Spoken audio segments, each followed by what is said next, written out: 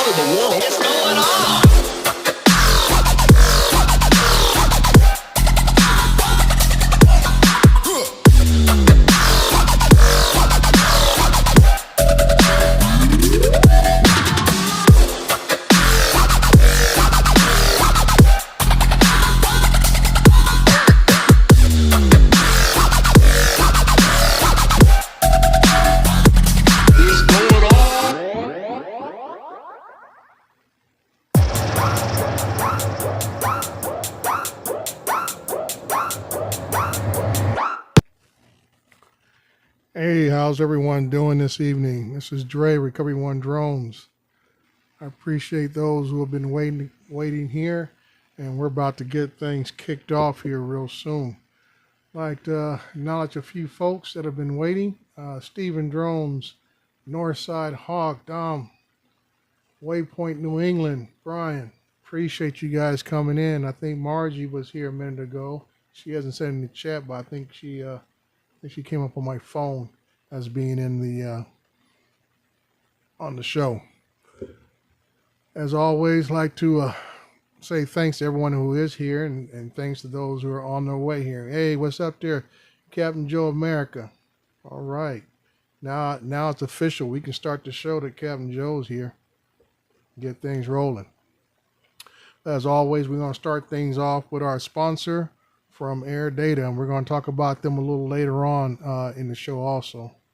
Last Call is sponsored by AirData, world's most trusted flight data platform.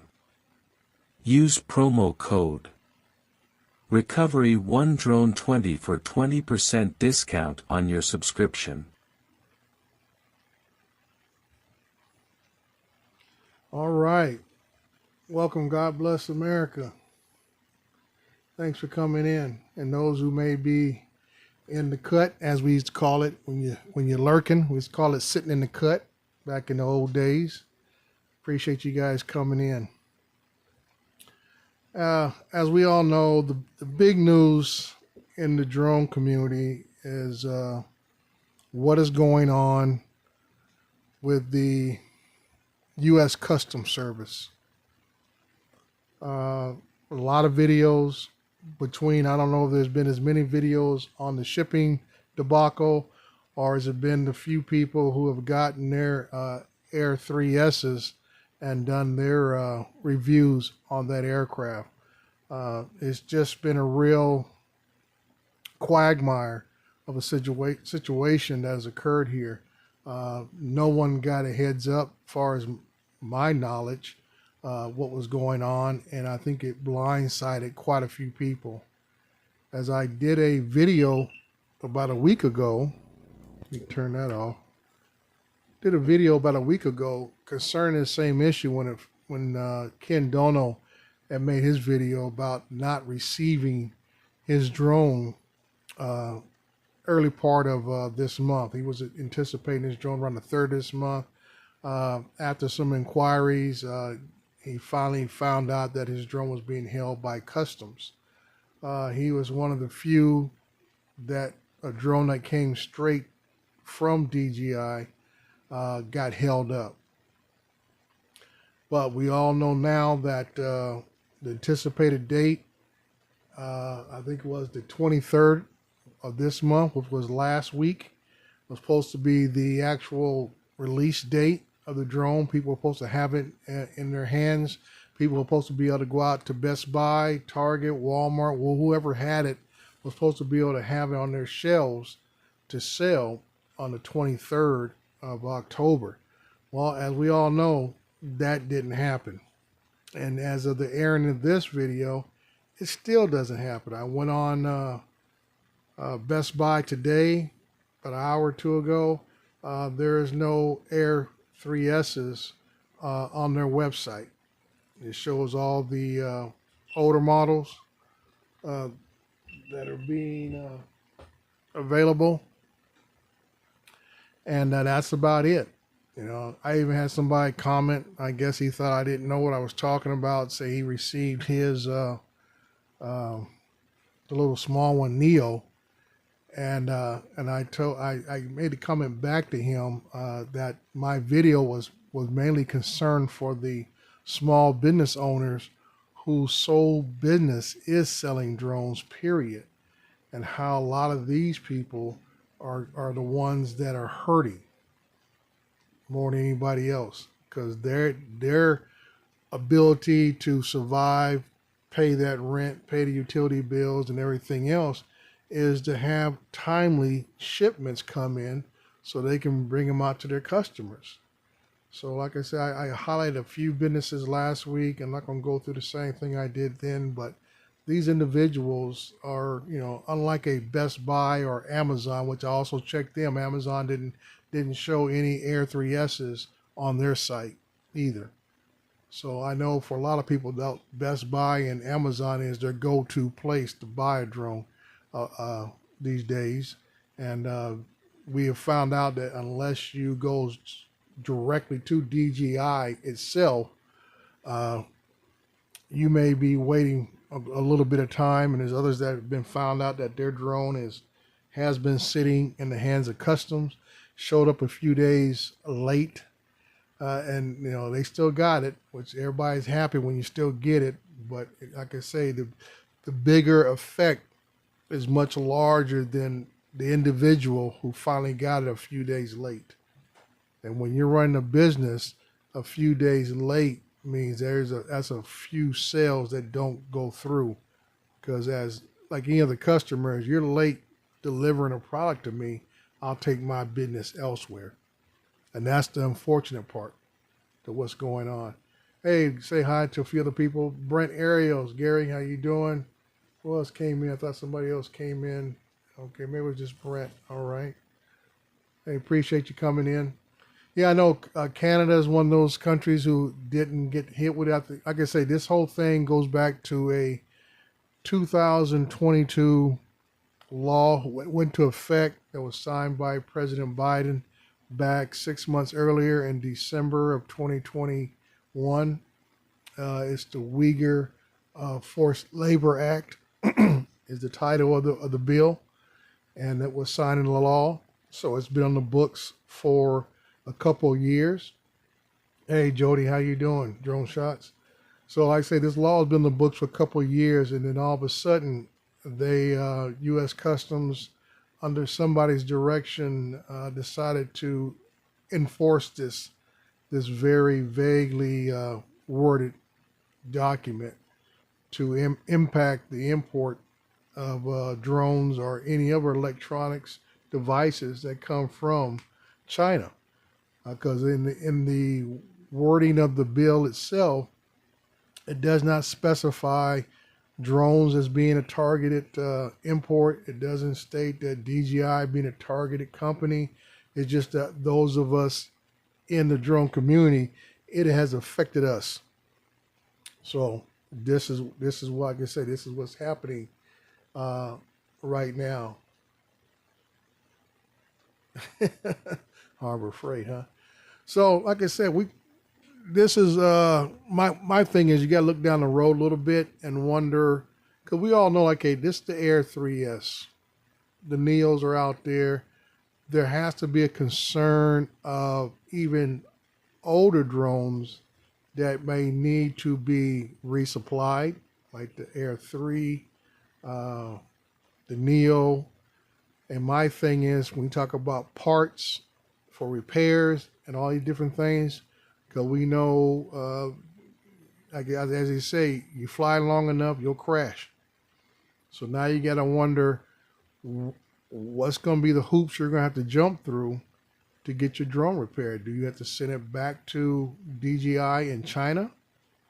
Here in the United States, most times you would send your drone to one of the repair centers here in California, Texas. I think there's a couple spots on the East Coast they have where you would basically mail your drone to them, and they would evaluate it, and 9 times out of 10, they would send you a refurbished drone or something brand spanking new. So now you got to wonder, with those who have Care Refresh, how is that going to work? And all that kind of good stuff. So, I mean, you're talking about the very highly probability that you may need to send this all the way back to China, to DJI. And like I said, that's just for us drone folks. When this thing starts taking hold of other electronics that come out of China, I think it's going to have a domino effect across our economy here in the U.S. Like I said, you can't get parts for existing products. You can't get new products that are being released. Like I tell people, the port of entries here in the United States include not just shipping ports, but airports, borders. Everything is a port of entry. So you have to be concerned about, do I just drive across the border in Canada and to go buy a drone at the Best Buy? If a border agent is doing his job, he's going to ask you that question. Do you have something to declare? And if you falsely answer that question and he decides to check your stuff, guess what? Your stuff's going to get confiscated. JC Flying, order it and forget about it. Well, like I say, JC, I know how I am when I buy stuff. And if I can't walk out the store with it, or I can't, if you give me a date it's supposed to show up and it doesn't show up, I treat you like I treat contractors. You pick that date. When you fail to meet that date, you might as well give me back my money. Because now you have broken that bond, that trust, of that agreement that you told me it was going to be here. So, a lot of people are like that, like myself. And, if I can't have faith and trust in something being delivered to my home, I didn't set the date. You told me it would be here on a certain date. Now I have to look at alternative measures to see if I can acquire what I'm looking for or decide to move on to something different. And that's the unfortunate part, That's why, like I said, I've never been a fan of pre-orders things like that. And I know I really get upset when certain companies that a lot of us have done business with on the East Coast, you go on their site and they're advertising certain things for sale, and as soon as you hit the complete the order button, all of a sudden it comes up as a special order or something like that they put in there.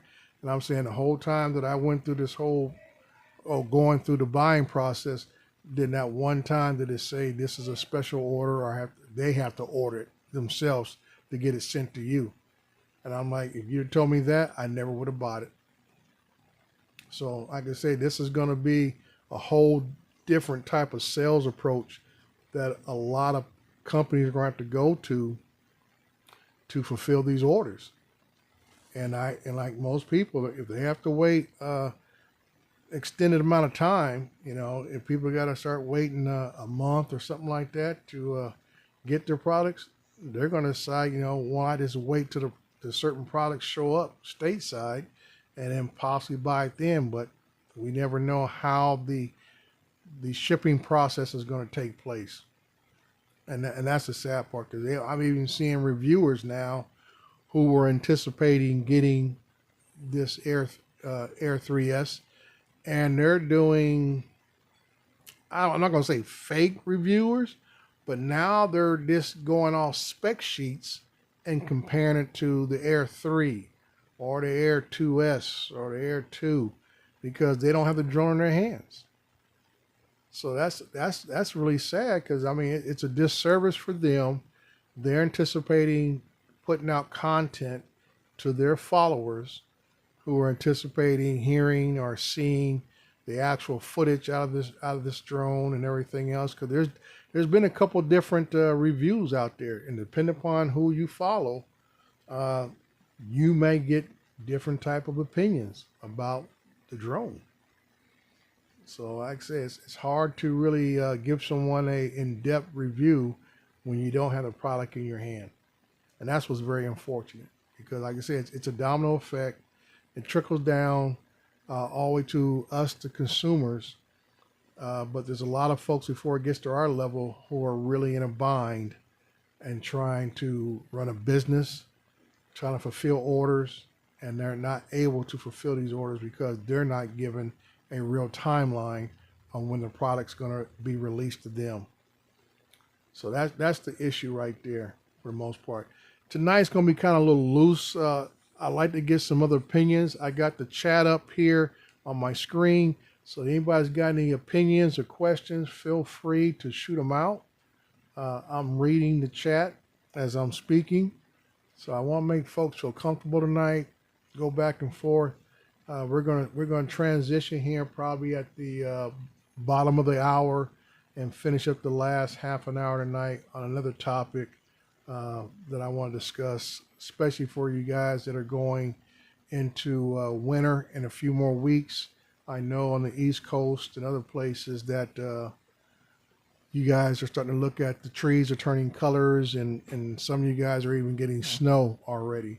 So I know by Thanksgiving, and about another, Thanksgiving's in the last week of the month this year. So yeah, you got almost about a month before Thanksgiving hit. And I know in a lot of places, snow is already on the ground when Thanksgiving comes around.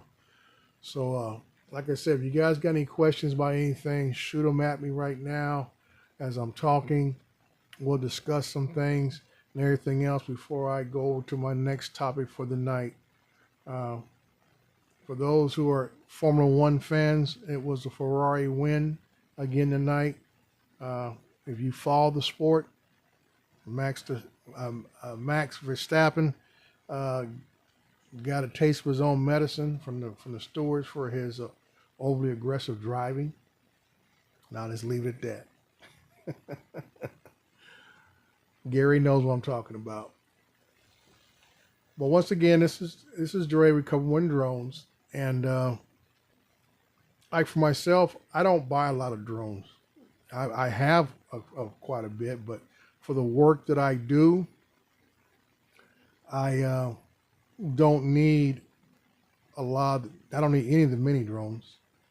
And like I said, I have not seen anything yet that DJI has put out that can fully replace the drones I already have. And I have, I still have a couple Mavic 2 Pros. I still keep my Phantom 4 Pros in the closet. I mainly use the Mavic 3 Enterprise, the Mavic Enterprise Advance, and the M30T are the main drones that I use for my work. So like I say, and like I say, a lot of the consumer level drones, not to have anything against them, but a lot of them do not have the SDK that is needed for the work that I do to work with third-party drones. The Fly app is not adapt to doing the type of work I do in many situations. So, like I say, I see what's going on in the community. I try to keep my eye what's going on, even though it may not directly affect me. But I always say, I always try to look at the bigger picture, because now the individuals that I do business with, as far as purchasing enterprise level drones, now I have to be concerned of what they have in stock and when will they be able to get something that I need. And I'm not talking about, when I talk about the drones I buy, we're talking about at the cheapest, maybe $5,000. One expensive end, we're talking about anywhere close to $30,000. So we're talking about money on the table. And that's why I tell folks, when money's on the table, there's expectation levels that need to be met. And I'm sure I'm not the only one with that type of attitude, like I say. And I have clients who are anticipating me to perform certain tasks, and they're not going to want to hear that, oh, I can't do this job for you because my supplier couldn't get the drone in on the date he says because U.S. Customs is sitting on it and all this kind of stuff. They're going to move on to somebody else who possibly already has the tools in place. So I lose out. And I don't want that to happen. And then the same thing, I may have to lose out on jobs if I'm looking, like for me, in the next year, I'm looking at going to LiDAR. So now I got to wonder if, will I be able to get an M350? Will I be able to get it with the right LiDAR system, which I'm going to probably start with the DJI L2. So that's two items I got to get out of DJI. And see, in the past, DJI never sold enterprise drones directly off their site. There was a deal in place or whatever rules or restrictions for enterprise level drones. You had to buy it from a reseller here in America. And I think that was just part of an economic decision that allowed that industry to grow.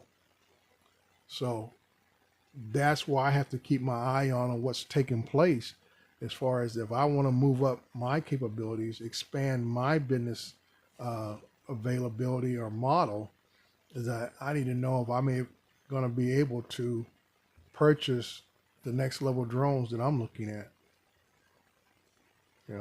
So you guys are thinking about the LiDAR and on the Air 3S. I'm talking about a full-blown LiDAR system on an M350. And now I got to be concerned, will I be able to get those items so I can expand my operations? So that's always part of the question. And that's why it's important that we all pay attention to what is taking place and not just be concerned about if you got yours. Because like I say, I'm sure DJI is going to put out something else down the road that you're going to want. And then you'll be concerned that if you'll be able to get it. Because this is not going to be the end of this scenario by a long shot as far as this import business. Because now that this law has been used, I'm sure there are going to be more political backing to use it more often. And they just look at the part of it punishing China, not letting their goods get into the U.S. But like I say, that sometimes when a market is already established, it's not just the foreign entity that's being punished. You're also punishing those who are already in that market here in the United States. So that's what I'm saying. It's a bigger picture that a lot of folks don't see, and some folks don't want to see. And that's why we always been encouraging folks to reach out to the Drone Advocacy Alliance. Can't even get it out of my mouth tonight. And contact your local elected officials. Hey, how we doing, Oz? Good to see you. Elected officials to express your concerns. Because like I said, this is going to touch. If this continues, this will touch a little bit of everybody. I guarantee you that. It will touch a little bit of everybody if this type of activity continues to happen. So like I say, right now it's really been used. And I say when it first happened, I thought it would, a lot of the dots didn't add up right, because it seemed to me for a law that's been on the books for 2 years, there should have been a overall restriction against these imports from every port in the country here. And it just seemed odd that it was only one place. Now I'm hearing various individuals across the country who are stating the same, that they're not getting their shipments. And then when corporations like Amazon, Best Buy, are not getting their shipments, that's across the country. So right now, I'm still trying to dig up to find out what is the common denominator, or is it just for retail sales that are being blocked? Because like I said, some people say they've gotten a drone directly from DJI. And most of those people who've gotten that drone, for the most part, have all gotten it delivered by DHL. And DHL is no longer a big shipping entity in the United States. They left the United States way back in the, I want to say, late 90s, early 2000. They kind of pulled up roots as part of one of the competing delivery service along with UPS and FedEx and the regular postal service. So not sure how this all going to work out in the long run. Oz, I think there's a lot of folks still waiting for a Phantom 5. I said the Phantom itself was probably one of the best, especially the Phantom 4 series was the best overall drone ever built by DJI. It was way ahead of its time. Like I said, if all they had to do is like they do a lot of these drones are doing now, increment upgrades, make the camera a little higher bit rate. It is already 4K at 60 when they made that thing. So you get a little higher bit rate, so it'll do 4K, 120, 240, whatever case may be. The Phantom was always a good drone that worked with a lot of third-party software. So I'll never have anything bad to say about a Phantom 4. That's for sure.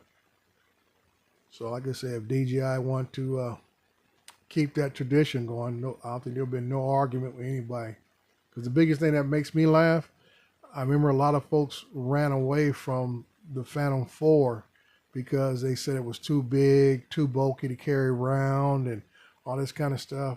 But every time I see somebody or hear people talk about these newer fold-up drones and everything else, one of the first things they do, they go out and get a hard case for it, which means it almost doubles the size of the drone. That little small fold-up drone now becomes in almost the same size case as a Phantom and everything. So I just kind of grin and shake my head.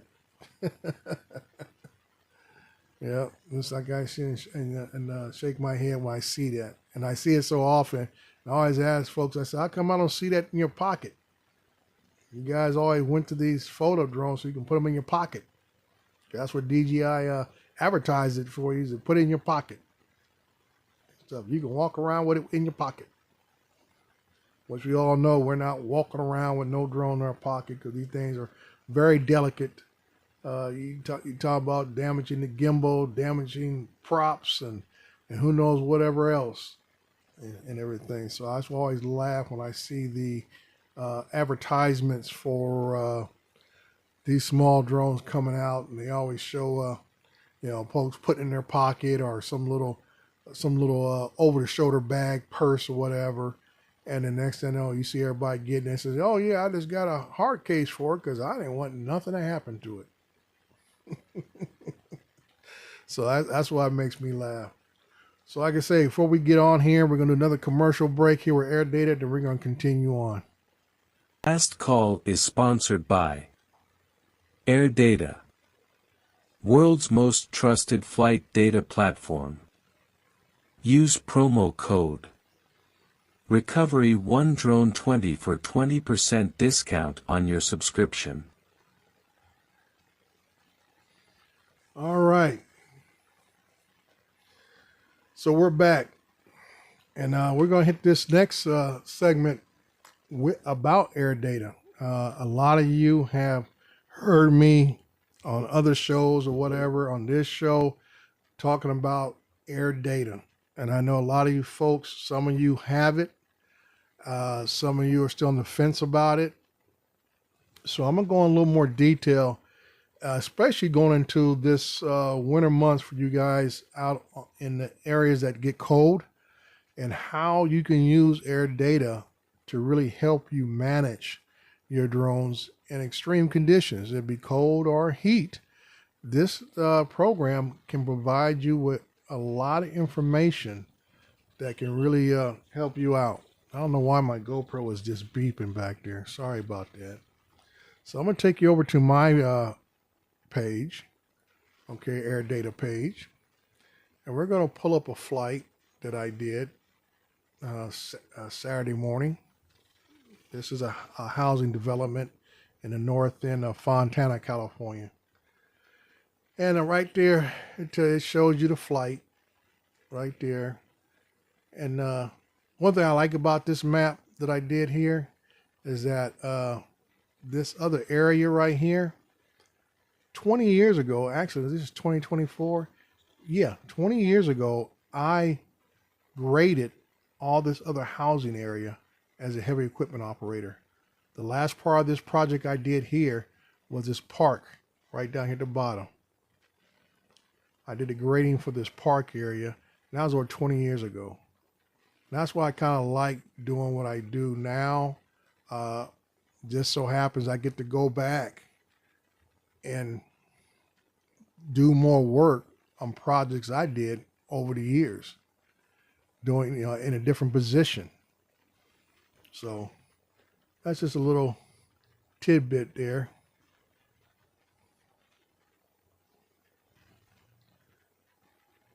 Waypoint said Red Cat loaned out some of their Teal drones to the National Guard in Florida over the hurricane. A little more expensive than DJI. Yeah, those Teal drones, average cost for those, I think they start around 15 grand a pop and everything. So yeah, it's not, like, as I say, it gets expensive. And that's the kind of problem we have here in America is that the cost differential and the capabilities don't match up. And that's what makes it so sad. So like I say, this is AirData. And we're going to go through the steps of AirData right here. This is the map I flew Saturday. And first thing we're going to check here is power. I heard you guys talking about, your batteries in the cold, batteries in the winter. Now, this what tells me right here about each battery I put in. I only had to use one battery for this flight here, so I only got the one. And it'll give you a graphic, nice graphic there. It could tell you what the flight time was, 27 minutes, 58 seconds. The max capacity of that battery would have been 34 minutes, 53 seconds. That goes from 100% to 0. And that's one thing I always tell people when you hear reviewers talk about, oh, this drone's supposed to fly for 40 minutes, 30 something minutes. I said, that is 100 to 0. If you're trying to actually do some flying and bring the drone back to you, I would say on average, anywhere between 20 to 25 minutes on average for a lot of batteries and just about every drone out there. Because people don't realize the amount of energy, I just say battery power, that is used up just in takeoff. The drone takes off pretty much at max thrust. Okay, if you hit the controls yourself, you kick that thing, you hit that left throttle up, it's taking off full speed, most cases. Okay, if you hit the little automatic takeoff, full speed. So about time you actually get it up to an altitude, 200, 300 feet, wherever you're gonna fly at, you've already used up about anywhere from between 3 to 5% of your battery just in the takeoff mode itself. And then whenever you decide to fly around, to go see, look at, take pictures, actually, if you're taking still shots actually use up more battery power than when you do when you're flying around, because you're not using the aerodynamics of the drone itself when you're doing still shots.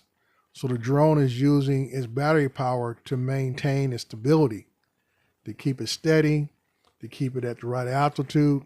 So that's why I say that's where all these, different things that we want to do affect the battery itself. Okay. So the first meter talks about how many minutes on a full battery. Okay. The second diagram over here talks about how far this drone actually could fly. It says 15.52 miles it can fly. Okay. Which is quite a bit of distance, but we all know due to the connection of a drone, nobody's flying 15 miles down the road. So like I said, that's just a connection issue. And here it'll give you explanation of the flight, just like I was trying to tell you right now, minutes per battery, miles per battery, and so on. Okay. This is what the actual flight was, 27 minutes, 58 seconds. The mileage I have on this drone is 66,000 feet, 66,415 feet, max height 495.1. Now you might say, well, wow, Dre, you're flying over 400 feet. For the work I do, I use terrain awareness. As you saw back here in the beginning, I'll go back to the main picture. You see those mountains right there? This is not flatland. I said the elevation changes from the slope of these mountains, which I have power lines, which sit at about, I think those power lines sit right at 150 feet on a hill over here, and then down towards the highway, which would be closer to the flat part right here. So I have an elevation change of about 200 to 250 feet from the high end down to where the freeway meets up against the housing development. Okay, so I use terrain awareness. So I take off, you see the H where my home spot is right off a main road that comes down the middle of the development. So from going up against the mountains here down to there, like I say, the highest I had to fly was 400 and something feet, but the drone is no more than 400 feet above any section of ground that is flying. And then when I get down to low parts, it shows on my controller that it might be as low as down to 350 feet or 360, something like that, running low parts.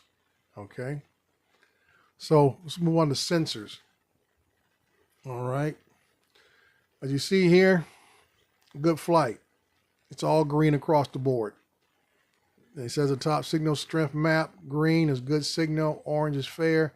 Red is poor, and purple is very poor. All right. That talks about your sensor connection throughout your whole flight. And we go down here to, nope, nothing there. Weather. This is what the flight was during how the weather was during the flight, I should say. It'll give me the temperature, sunny, visibility, any wind speed, direction of that wind, which we'll get into, and humidity factor. Okay? We'll go into that right there. So, and you can also use air data for pre-flight. They'll give you the same weather information before you fly. And you can pick out the location where you're flying at, and they'll give you what the temperature is going to be for that whole day. It'll start what the current time is and give you information for the whole day, which will be very helpful to you before you run out somewhere. Because like for me, I travel to my sites.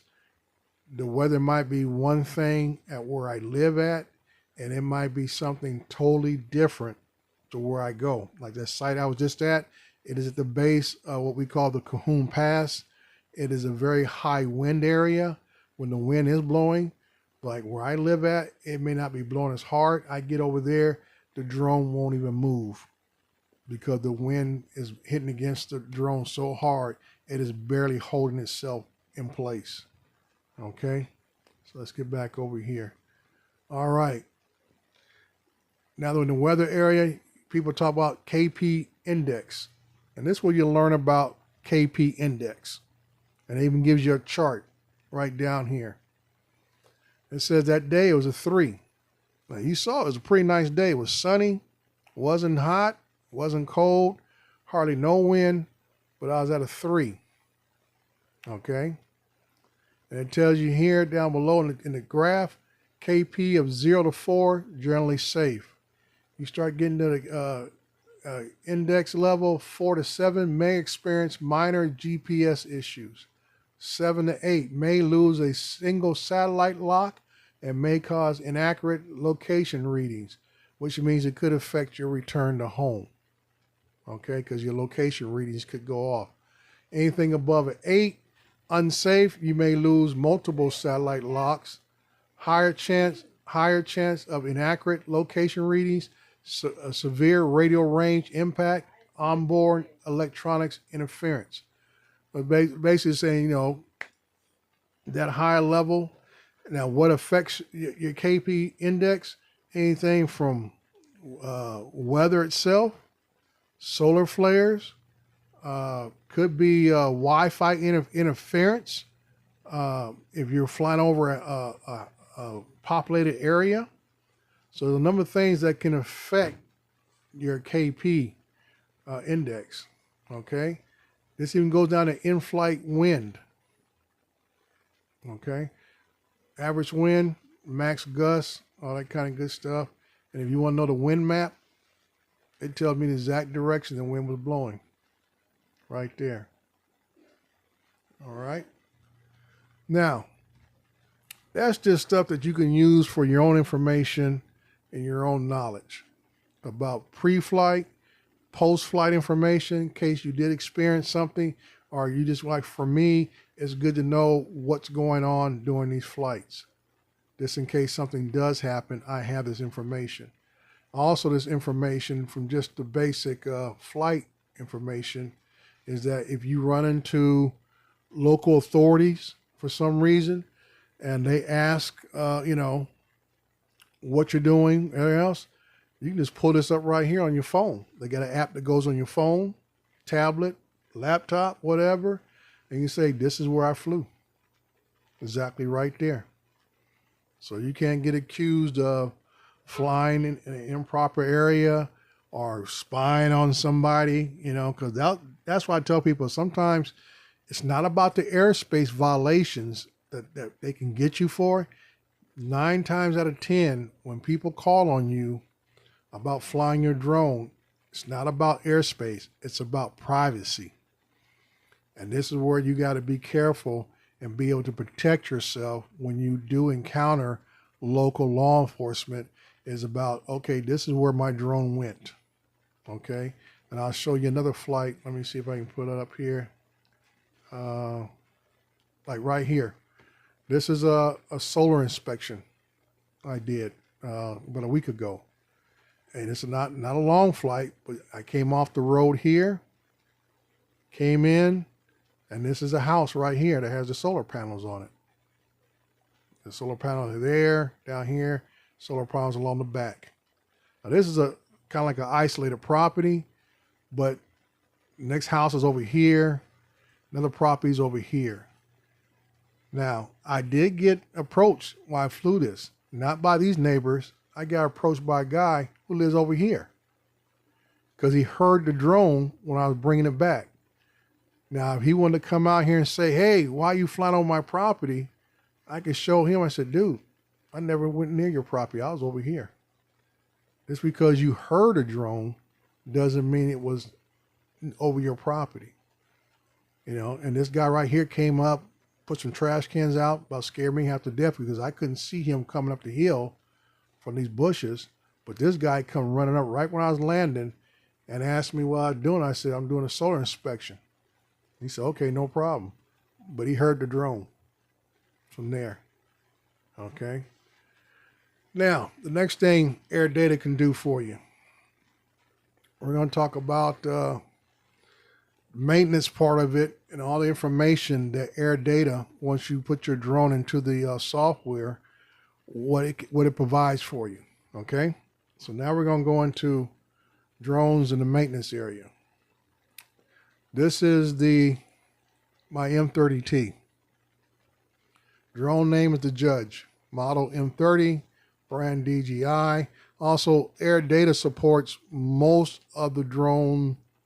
I won't say every drone, but I would say all the DJI drones, Autel drones, Parrot drones, quite a few of the other American drones that are out there. Not a whole lot of them because they use, I guess, different type of software that's not compatible. But AirData really supports a lot of drones, and we'll go over that list later on also. But, you know, it'll tell you it's operational. Yes, it is. It gives a serial number, remote ID on this one. It doesn't give me remote ID on every drone, but it shows it on this one. Now, this is what's key, because some of us don't fly a lot or fly often. Like I said, I don't fly this thing every day. It's a big drone. And I'll see here, it says last time used, August 19th, last time I flew it. Okay. So as of August 19th, this was the firmware that was on it. There's new firmware available for it now. Okay. AirData tells me that. New firmware for it. And they'll tell me exactly, I go this page, it'll tell me exactly when it was released. For the most part, release date, October 8th. Firmware was released. And it tells me a percentage of how many people have already installed it and all this kind of stuff. It gives me a description of what, a lot of times you always see this term, what's new, improve aircraft flight stability. And then here it gives me some more stuff, information here. Up here it gives me information here. About a lot of times, if there is more detailed information in a firmware update, it tells me. Unlike DJI, that just tell me it's just to upgrade or improve whatever. Don't go into detail about it, which I think is very sad on their part. And it goes through other menus here. Usage.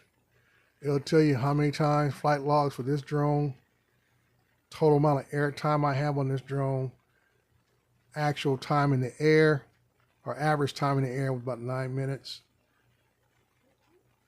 Login time and the mileage on this drone and the max temperature I've had this drone at. Okay. And you can go over here to flight history of every time I've flown this drone, which pulls up the history of those flights. Going back to, July 22nd, 2022 that I've had this drone. Okay. So like I say, AirData can be very useful to you. And like I say, they do have a free service. I don't know if it includes all of the information that I'm showing you now. I use I think I'm on the pro level. Yeah, I'm on the pro level here. Here it talks about upcoming battery maintenance for all my drones. And this is for a Phantom 4 battery. Mavic 2 Pro battery here.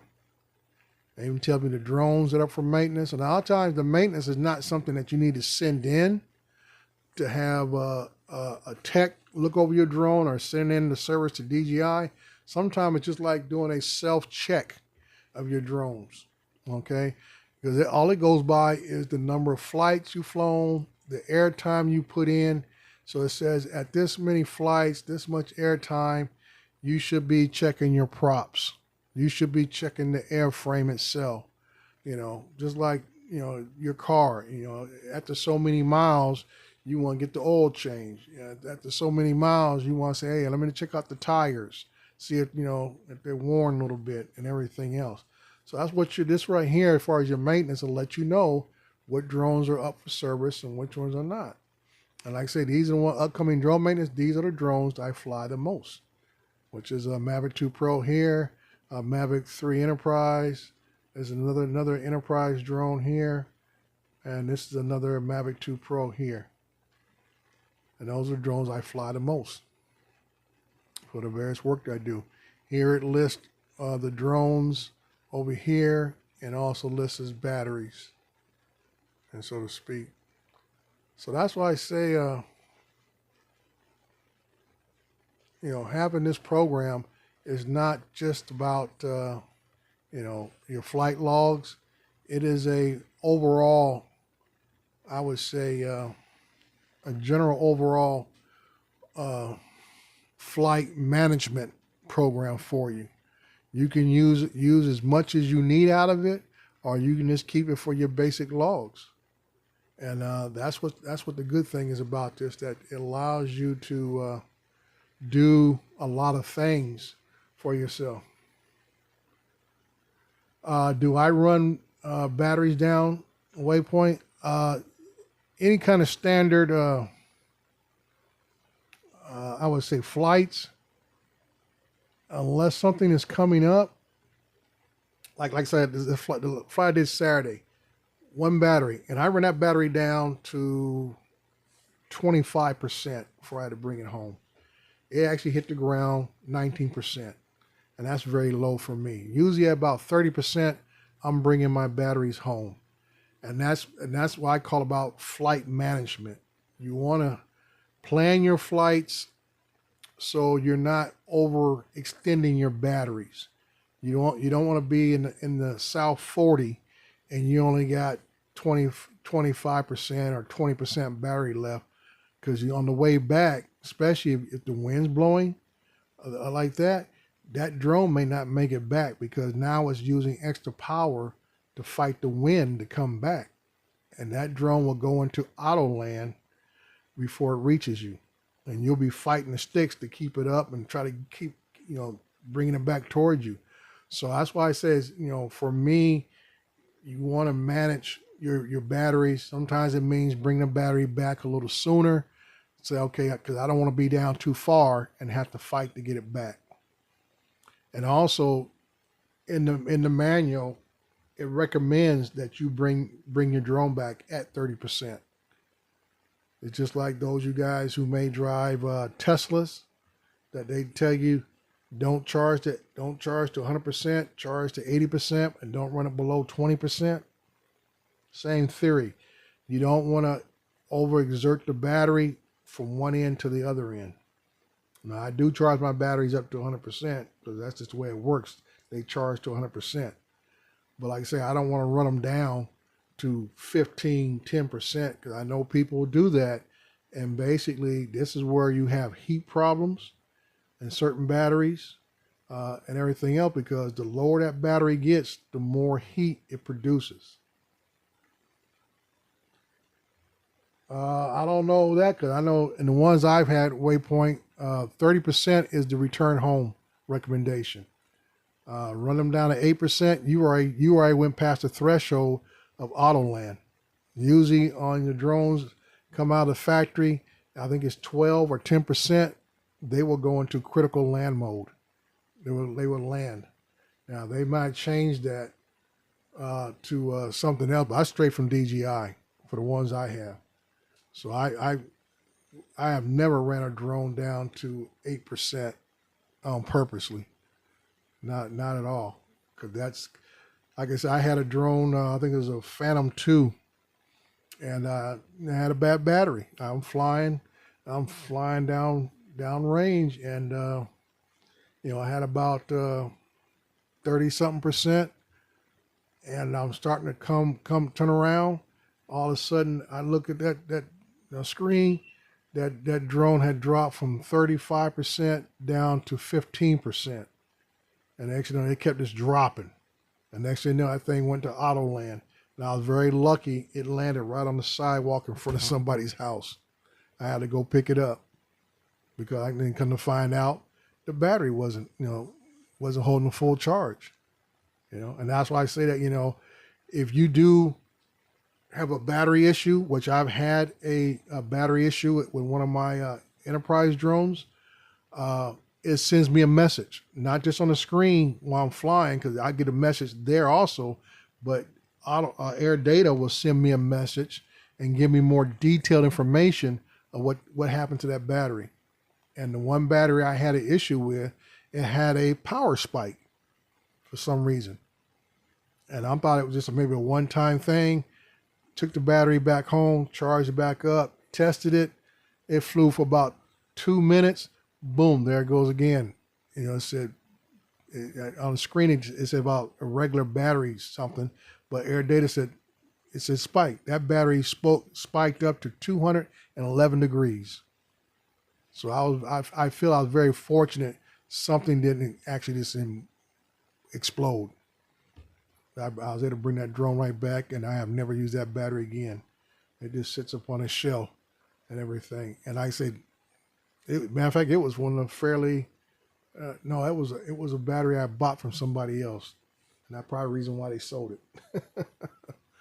But yeah, that's what I'm saying, that Air Data can provide a lot of detailed information on what your gear is doing at any given time.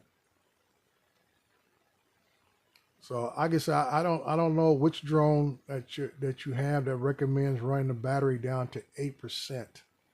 That's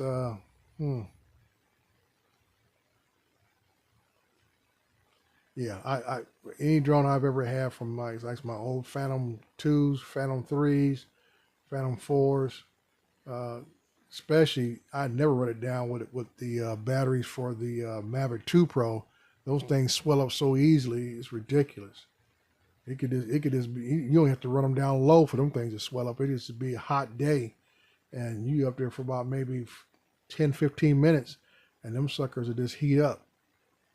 That's the one drone design that was very poor for its batteries, and it's because they didn't build any ventilation for the batteries in the Mavic 2 series. There's no ventilation for the battery at all. Not to dissipate the heat. They thought they was going to be able to let that bottom piece dissipate the heat, but there's too much heat buildup. And that's why I like the design of my M30T. I like the design of the Mavic Enterprise, the Mavic 3 Enterprise series. They have vents near the rear of the battery that allows the heat to dissipate out of the back. On the M30T, it has a very loud fan that pushes the air out of the back, so it doesn't, the battery doesn't get that hot. I think my M30T, the hottest it's ever gotten is maybe 110 degrees. The batteries, I remember on my Phantoms, my Phantom 4 Pros, it was not unusual for me to get readings of 130 degrees, even up to 140 degrees, which is getting close to critical. Flying on Phantom 4s. So I can say heat is the killer of batteries.